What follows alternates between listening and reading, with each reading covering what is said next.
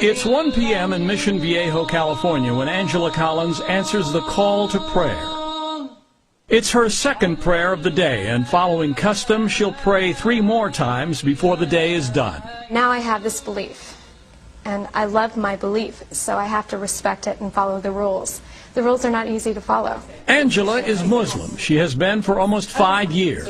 Raised Catholic, she learned about Islam after meeting Muslims while traveling overseas.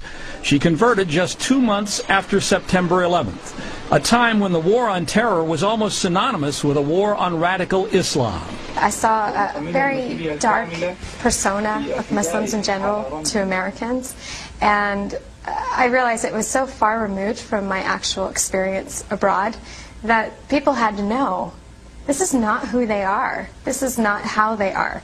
There are an estimated 1.3 billion Muslims worldwide, and most are not Arabs.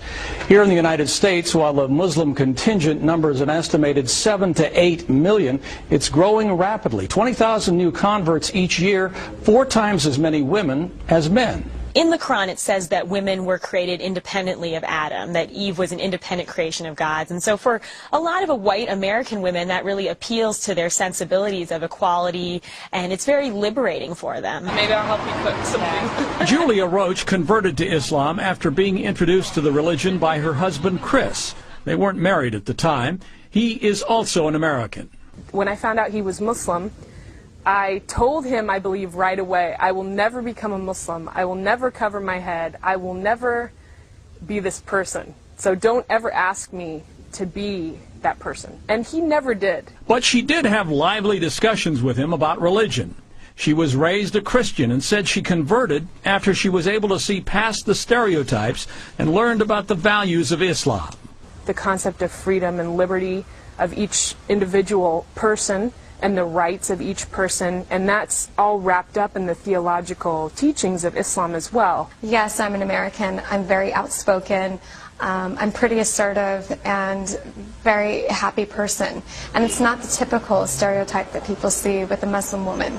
We're going to read green eggs and lamb. 5 years after converting to Islam, Angela Collins is now the director of an Islamic school. It took her a while to get used to wearing the hijab, but now instead of being a fashion emergency, it's become a fashion accessory. Yeah, people looked and they were curious, but they never...